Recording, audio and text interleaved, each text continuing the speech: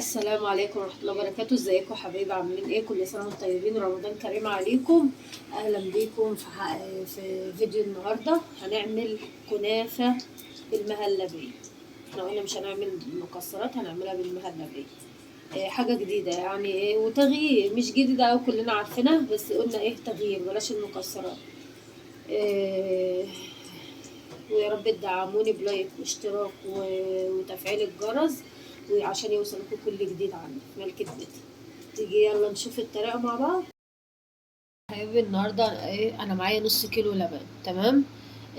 انا غالياه فانا قدت عليه اهوت عشان كان برد، قدت عليه يسخن شوية. هنعمل النهاردة كنافة بالمهلبية. تمام. هنعمل بقى طريقة المهلبية. معايا نشا اهوت، نشا اهو. هنجيب المية بتاعتنا ندوبهم. طبعا احنا مش هنحط سكر، لان المهلبية الكنافة النشا انا حطيت عليه حبة مية اهوت، وبدوبه في مية اهو، بدوبه في المية. مش هنعمل بقى كنافة بالمكسرات المرة دي، هنعملها بالمهلبية. طبعا المهلبية مش هنضيف لها سكر علشان انا عندي شربات. هسقي الكنافة بعد ما تتعمل، هسقيها بالشربات. تمام. دلوقتي النشا داب معايا اهو، هحطه على اللبن. اللبن على فكرة سخن. بسم الله الرحمن الرحيم.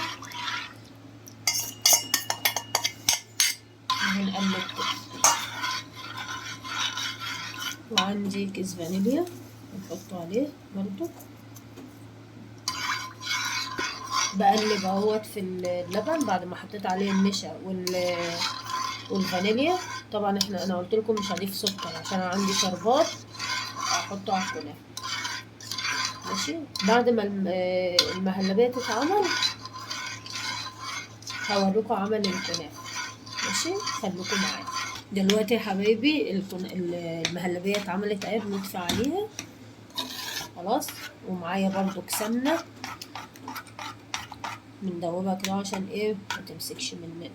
طبعا هي كده كده هتتفرد في الكنافه يعني. ماشي. ودي السمنه بتاعنا بنسيحها اهو. خليكم بقى معايا نشوف طريقه الكنافه. تمام. استنى اهو، انا سيحت السمنه اهوت، والمهلبيه معايا اتعملت اهي. الكنافه معايا اهيت.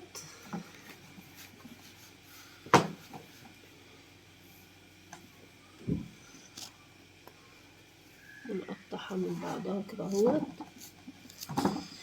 عشان نعرف نلفها في السمنه. الكنافه عباره عن سمنه، فلازم نقطعها كويس عشان نتلف بالسمنه كويس. خلاص اهي معايا.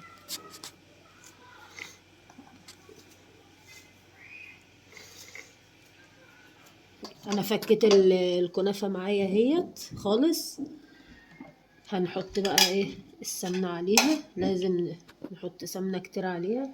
هندهن بس الصينيه اللي احنا ايه نحطها فيها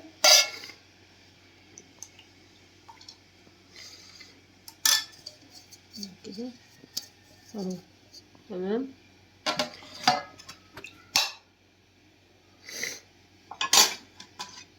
خد الطبق كده ونرش سمنه عليها كده، ونقلبها في بعضها كده في السمنه.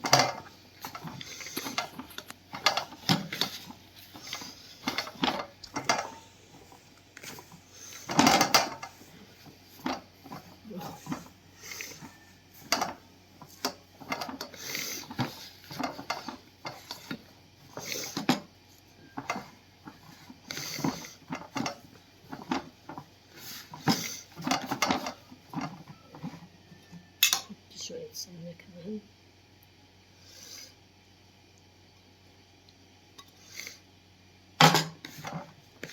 ونقلبها في بعض. لازم السمنة تكون وصلت للكنافة كلها. نقلب السمنة بالكنافة كويس. مش شايفينها. سمنة، نجيب الصينية بتاعتنا وهنفردها بقى في قلب الصينية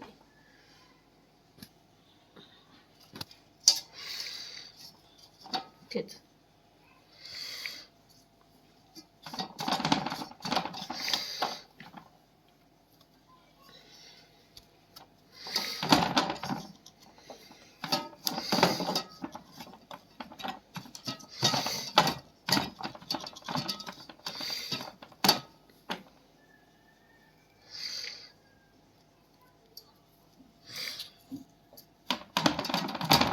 نجيب المهلبية ونحطها على كده، ونعملها نوزعها على كده، ماسكة في المعلقة معلش،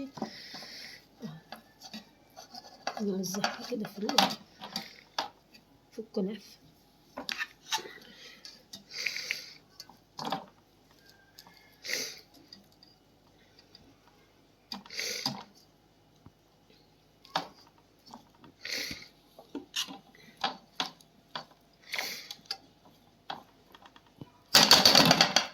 هنعمل رق تاني وهنحط المهلبية برضك عليه، وهخلصها وارجع لكم تاني وهوريكم الشكل النهائي بتاعها. ده بقى شكلها بعد ما خلصتها. دلوقتي انا قايده الفرن على 180 درجة للتسوية، هنسويها وبعد ما نسويها اوريكم بقى بعد ما تستوي بقى شكلها ايه، وهنسقيها بالشربات ونقطعها مع بعض ونقدمها. شكل الكنافة ايه بعد ما طلعتها من الفرن. هنحط بقى الشربات عليها. بسم الله الرحمن الرحيم. الشربات بارد والكنافة سخنة، حاجة سخنة حاجة تكون باردة من الاتنين اهو. تمام.